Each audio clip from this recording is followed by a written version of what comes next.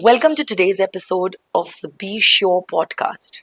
Living with epilepsy involves challenges beyond seizures, including stigma and emotional impact.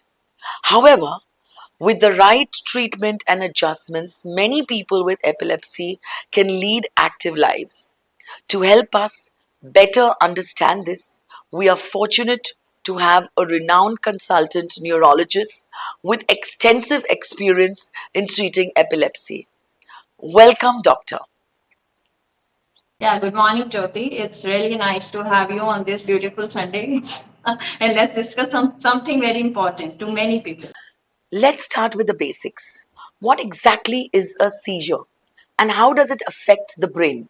Yes. Actually, our brain uses many tiny signals to do our activity, like to feel something, to touch something. And many a times when there is aberrant electrical discharges, there are excessive, overloaded electrical discharges that causes excessive movement or jerky movement or sometimes loss of awareness or loss of connection to our environment. And that is a seizure. What is epilepsy? Yeah, epilepsy actually it's very important. Many a times there is a stigma attached to epilepsy, like mirgi. We say isko to mirgi hai, but that's actually not the right thing to think. Epilepsy is a neurological condition. It's a disease like you have diabetes, you have hypertension, you have epilepsy. Anybody can have. And epilepsy scientifically is said when we have two or more than two unprovoked seizures. What is unprovoked? Means the patient is not having any infection, any high grade fever, and still that patient, that person is having two or more than two seizures, then we call it as an epilepsy. What are the different types of seizures and do they affect people differently? Yes, seizure may be of very different type. Like we cannot put every epilepsy, every seizure patient in a group. There are very different type of seizures. Many times it's really difficult to recognize whether the patient is having seizure or not, especially in the children. So a seizure may be focal or we call it partial or it may be generalized depending upon which part of the brain is involved and how much part of the brain is involved. If it is lesser part of the brain, then it may be like partial seizure. Patient may lose awareness but do not become unconscious. Just sit there and the person is disconnected to the environment, or patient may be having focal seizures like some jerky movement of a hand or a leg or only the face. That may also be a seizure. I see. Now, can you explain what causes epilepsy? Is there always a known cause? No, surprisingly, even our scientists or doctors cannot tell the reason in 50% of cases. We don't know this, and many a times patients relative ask, "Ye kyun hua? Why this happened?" But we don't have any answer in 50% of the cases. And rest 50% of the cases, it may be tumor, trauma, infection, or sometimes there may be genetic causes also. And it's also a part of the unknown causes of the seizures, like patient is having genetic predispositions of having seizure and we are not able to define it, we are not able to find the reason. So there may be different causes of epilepsy. Well, that's really helpful to understand. Well, what are some of the signs or symptoms of epilepsy that caregivers should look out for? Yes, there are different signs and symptoms of epilepsy. A patient may suffer, like patient may be having some jerky movement, some very high jerky movement of the body, eye rolling and frothing. Patient may have tongue bite or urinary incontinence during this procedure, and after that, loss of consciousness and then some confusional state. Patient may lose connection to the environment and just a staring look of a child. If this will happen again and again, and the child is not responding to your commands, then this is also a red flag. If this is happening again and again, then you should consult a doctor. Now, let's talk about something that many people with epilepsy face: stigma. Can you tell us why epilepsy is often misunderstood?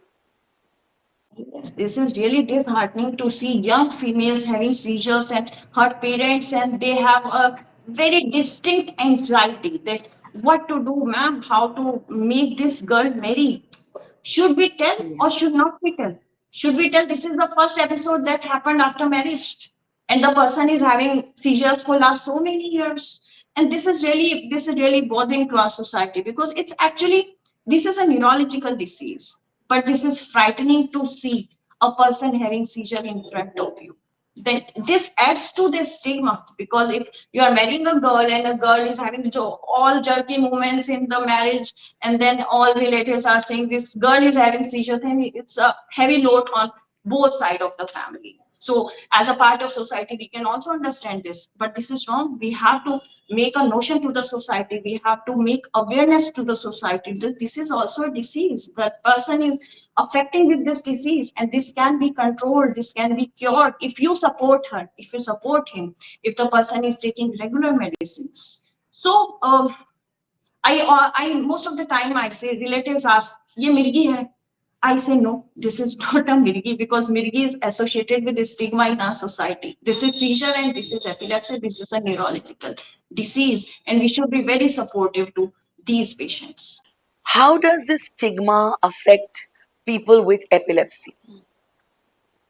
No, actually, what happens is, if you are in continuous touch with the doctor, what we do, we don't give such medicines which can be harmful to the pregnancy, to the unborn child, if the patient is in the range of 15 and above. We try to change the medicine according to your need, your family requirement, your marriage, your life. So the utmost important part is to remain connected to the doctor, to discuss your issues, your social issues with the doctor. And then after the marriage, it says that out of 100, two pregnancies are having probability of having some issues in unborn child. Out of 100, two pregnancies. And if you are an anti-epileptic, and if you are having epilepsy, then you have probability of 5 out of 100. So it's double, but still there are 95% of chances that you are going to be an uneventful and beautiful pregnancy. So this we have to tell the society, we have to tell the patients, we have to give time to the patients that these are the things you have to suffer, and never try to lie about your neurological disease. Absolutely. Now let's move on to managing epilepsy. What are the common triggers for seizures that patients and caregivers should be aware of? Yeah, as I said, there are difficulty in schooling, there are difficulties in marriages, there are difficulties in employment. Nobody want to employ a patient with seizure. If a patient has got a seizure at the workplace, second time they say it's very difficult to employ you here because our clients get frightened with you. So this is wrong. We have to make awareness to the society that this is also disease. This is a bit frightening, but this can happen to you also. Then what will you do? That's a great tip, doctor. What other lifestyle adjustments can help someone manage epilepsy? Yes, it's very important question, and a patient of epilepsy, and in fact, the family member of the epilepsy should take care of many things. Like we always say, you have to take proper sleep. Number one point, you are not supposed to wake up in the night. Just yesterday, I had a patient of epilepsy, that young beautiful girl working in Noida in MNC, and she was about to get married, and she planned according to that. She said Fere will be happen around 4 5, and the Jaimala would be at 9, and at 11 we'll wrap it up. Very good. So that is the thing. We should not like remain awake throughout the night. Then it's a high trigger of having a seizure the next day. And then take healthy meal. Your weight gain may affect your doses, and your unhealthy lifestyle would also affect your recurrence of epilepsy. And then your stress level, you should remain calm down. Stress level is the number one causative reason of any disease in the world right now. So just keep in check your sleep, healthy diet, and some physical activity. You are not supposed to, be a part of very risky sports. No, you have to discuss with your doctor before that. But otherwise, your light physical activities is good for you. Thank you so much, doctor. To wrap up, could you share some safety tips to help prevent injuries during seizures? Sorry, I couldn't hear. What other lifestyle adjustments can help someone manage epilepsy? Yes, other lifestyle adjustment. Like if you are alone at home, try not to use stove or gases. Try to use microwave, a safer option. Try not to try not to go to the very risky zone alone, where you might have a seizure and you may land into a problem. Um, Driving in India is not allowed if you are having seizures, because it put you and other persons into the danger zone.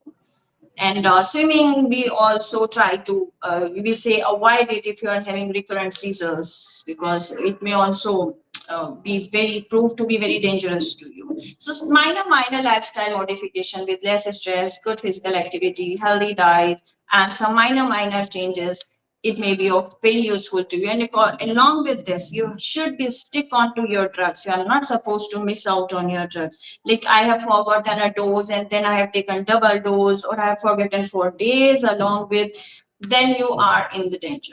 It's the my most important thing is you have to take your medicine at regular interval according to the doctor, the according to your prescription. Just stick on it. Thank you so much, Doctor. This has been incredibly informative and helpful. We hope today's discussion helps listeners better understand epilepsy and how to support themselves or their loved ones, of course. Any final thoughts? Yeah, there are some very important things that the parents or relatives of a patient of epilepsy should take care of. These are not very big things, just few minor things like the house should be clutter free. There should not be any sharp edges. You may have a soft cushion, a beautiful, that kaleen in your house that will look a royal look in your house also, and it will prevent injuries also. So these are few things which can be taken care of, and always see that your if the person is if the patient is child, that child tend to skip medicine and throw tantrum to have medicines, but just be particular about it that you have to take the medicines. Thank you, Doctor. And thank you to our listeners. Until next time, take care and stay informed.